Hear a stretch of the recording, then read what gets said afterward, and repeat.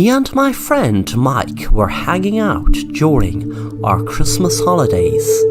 We were playing computer games. We were enjoying being inside in the cozy house as it was cold outside, but we soon got tired of being cooped up inside, so went out for a walk up the road from my house. We passed an old house that people said was haunted. My friend asked me, "Is that really haunted? It looks so cool." I said, "I'm not sure is it haunted, but people say it is." My friend said we should go into that house. It would be so cool. I said, "No way, I don't want to go in there. It's really old. Even if it's not haunted, it could fall down on top of us." My friend laughed and said, "Come on, if we don't go into this house, we will be laughing about this in about 20 years' time, laughing that you were scared to go in." My friend laughed again. I didn't give in, so we just went back home playing more computer games. I didn't see my friend anymore after that, as he had moved to the next town, and there was no social media back then that people could stay in touch with. 20 years later, I was watching a Christmas movie on TV, and there was a knock on the door. I got up to answer it. Before I answered, I could see a young boy with what looked like a bag walking out on the road. I looked down at my footstep and noticed a paper. I picked it up and read it. The heading read, "Young boy's remains found during the demolition of an old house." It continued to explain what I knew was my friend. I wondered how he could have ended up in the house, as we didn't go in that day. I went back inside and sat down on my chair. On Christmas morning, I was opening my gifts and came across one that had no name on it. When I opened it, there was a note inside, which read, "If you had just gone in that day, 20 years ago with me, we would be laughing about it a different way. Today, like I said. But now I'm dead, as I went in myself a week later and was killed by a guy dressed as Santa Claus."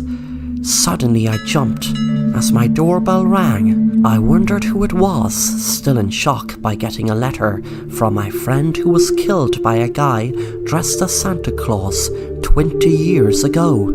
I didn't even realize he was killed until now. I just thought I didn't see him since he moved town. The doorbell rang again. I snapped out of my daze and went to answer it. There was a guy dressed as Santa Claus, holding a knife, and he said, "Happy Christmas." He stabbed the knife into me as I was lying down on the ground. I knew I was dying. The Santa Claus smiled down at me and said, "That story in the paper was a bit fabricated. They picked up on a little white lie. You see, it was me who killed that guy, dressed up as Santa Claus." Yes, you guessed it right. If you guessed I am your friend. Yes, I was your friend, until they put me away 20 years ago, and they put me away for 20 years. They said they'd only put me away until I was 18, but this annoying guy got a bad beating in the place they kept me. It's amazing and funny how they picked up on a little white lie 20 years later. But wait, you might ask, what are the remains of the person killed there? If it wasn't me, then who is it? Oh, I better fast forward telling this story before you bleed to death, before you hear the end. The remains you see were of me. The bastard cut my fingers off and knocked a few of my teeth out in the struggle when I killed him. Wasn't it coincidence they only discovered it 20 years later, exactly from the date we went into that house? Yes, I keep a diary, that's how I know. I gave an anonymous tip because I knew that my mom had told everyone I went missing. They didn't want anyone knowing their precious little son was locked up in an asylum. They just threw me in there and forgot about me. They said I was missing, and that's why the paper assumed it was me that was killed in that house. After all, The media didn't know there was no man killed there that day. They were so good in covering up my disappearance. I would have never been locked up if that Santa Claus didn't attack me 20 years ago. It was self-defense, but they didn't see it that way. He went crazy shouting it was his home. He kept saying he wasn't going to get out of there. I didn't care if he wanted to live there or wanted to run out and never see the place again. But he took out a knife and attacked me. But luckily I learned martial arts and I protected myself, but they treated me like the criminal, not the victim. But now you will be a victim. You are a victim, and soon you will be a dead victim.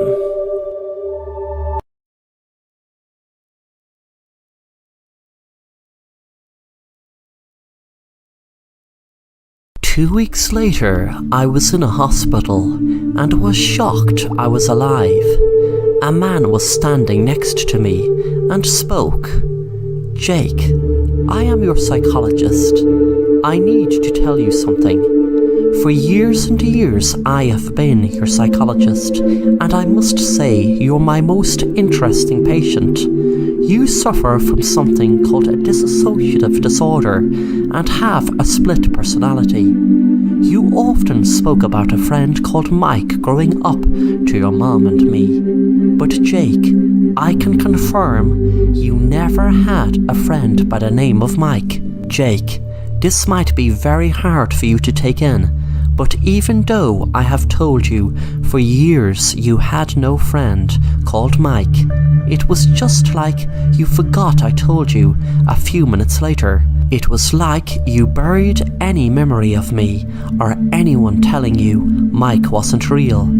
It was the day you went to the haunted house.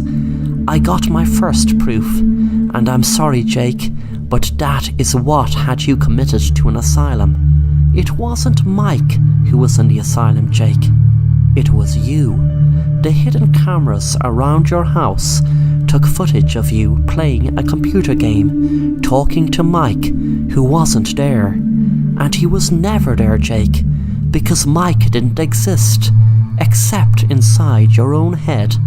Mike is part of your split personality. That day, I followed you, filming you with my video camera. And Jake, I'm going to show you what I filmed. The man held up his phone and a video played. It was me outside the haunted house, and then I was inside the house, punching into thin air. Then I felt faint when I saw myself cut off my own fingers and pull a few of my teeth out. The man took the phone away and said, "Jake, after I showed this to your mom and the authorities, etc., we had no other choice but to have you put away in the asylum." I tried to whisper, and the man didn't hear me, so he came closer. I took out the fork I kept from dinner and stuck it in the man's eye, then said, "You should have left me and my friend Mike alone."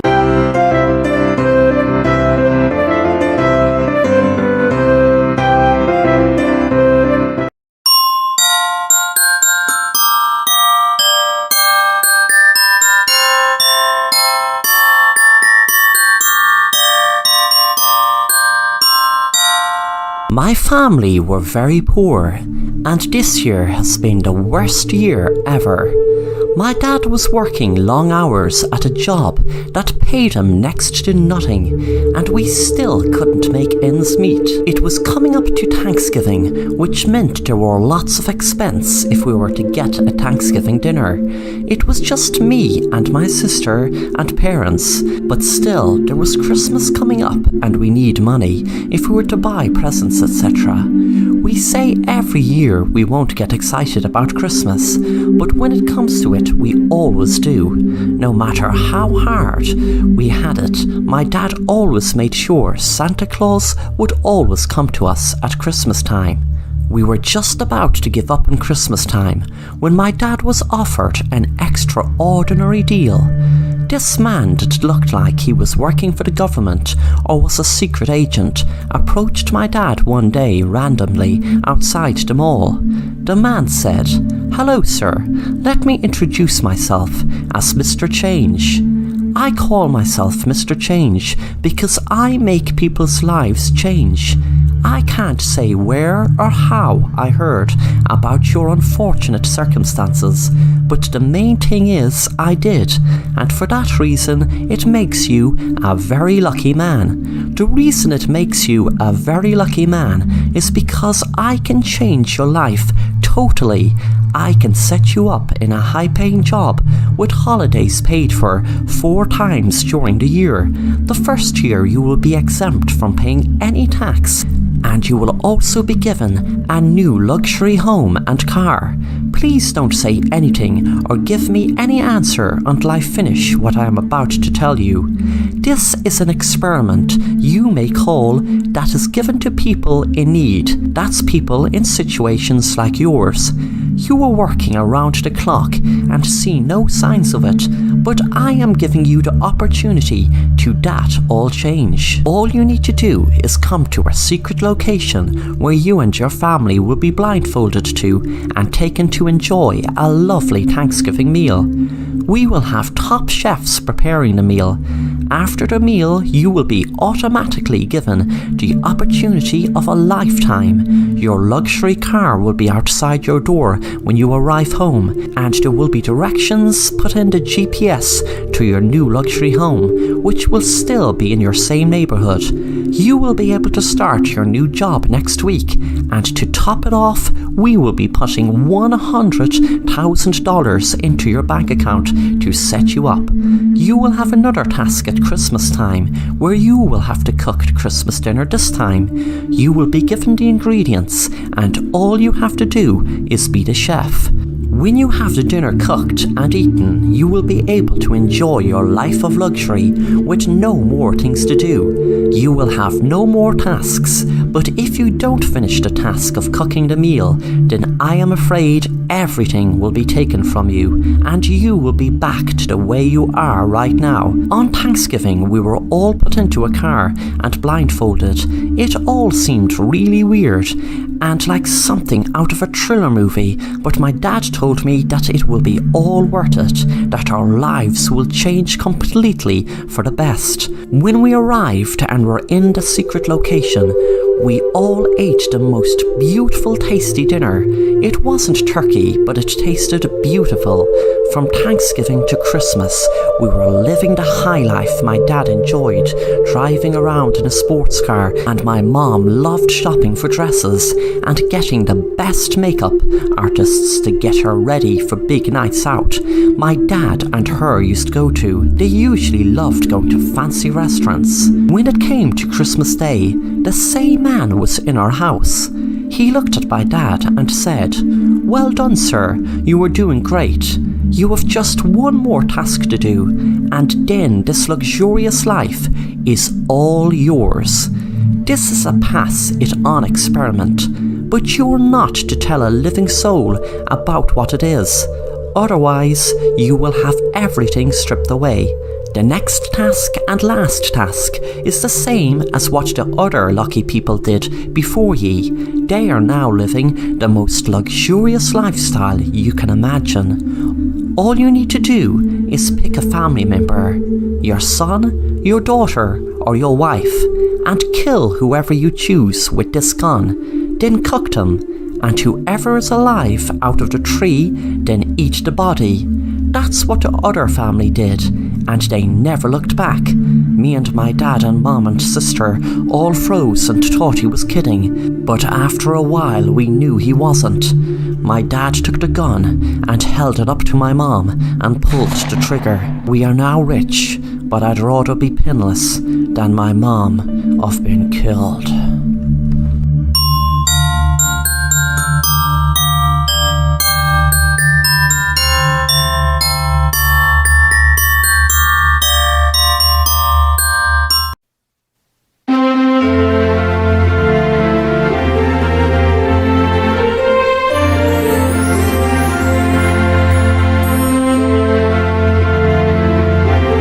It was Christmas Eve, and Carmel was very excited, looking forward to Christmas, and knew she couldn't sleep with anticipation of Santa Claus bringing her presents to her in the morning.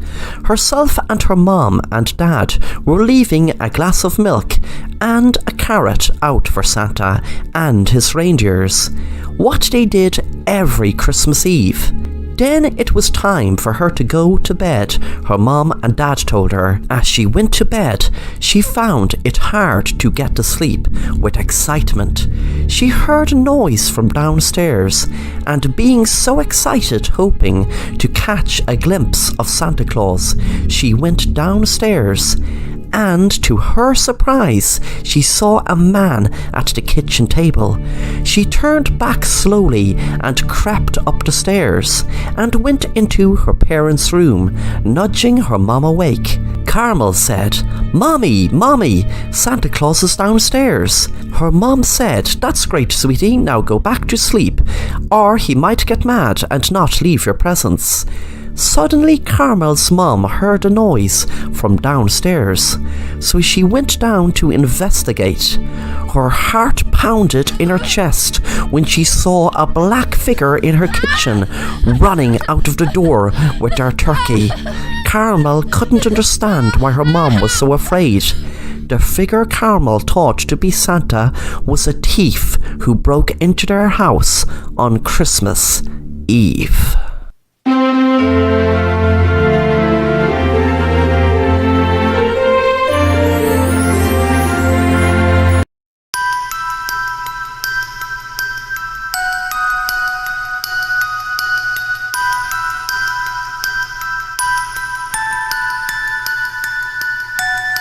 It was Thanksgiving in Kevin's household, and his cousin Sam and Dad Mark were visiting for Thanksgiving dinner. They were talking before the plates were ready to be put on the table and them start eating. Sam was talking about his dad and his keen interest in spiders. Sam said, "My dad has loads of different spiders, and did you know that each year when we are asleep, there are lots of different spiders crawl into our mouths during our sleep?" Kevin said, "Don't say something so stupid and which isn't true. We are going to be eating dinner soon. We don't want to hear you lie about spiders crawling into our mouth. That is disgusting, and of course it isn't true." Sam got angry and said to his dad, "Dad, tell him it's true. Tell him that spiders do crawl into people's mouths when they are asleep." His dad said, "Son, that isn't exactly the topic of conversation we want to be having at Thanksgiving dinner." That night, Kevin went to bed early, while Sam was sleeping in the spare room. Kevin wasn't in the mood to play video games with Sam, as he found him annoying. He quickly fell asleep, but suddenly he awoke from his sleep in the middle of the night. He panicked when he realized he couldn't hardly breathe. He noticed there was something tied around his face, and he struggled to get it off, but luckily it did fast.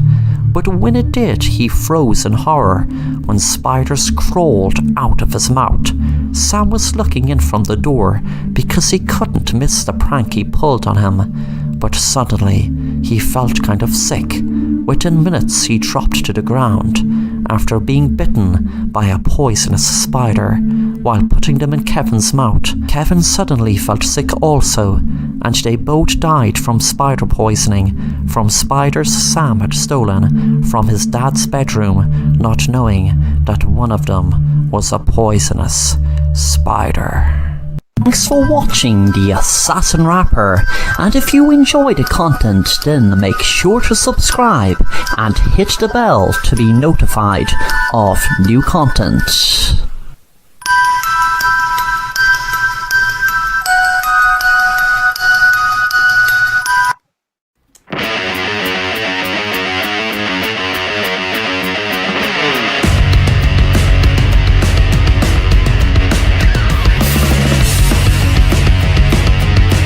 Jake was watching TV, and there was a program on about a hiking trail he always wanted to do. He knew it was a very long hike, and it would require a lot of perseverance, as the trail went on and on for miles. It was in the outback in Utah.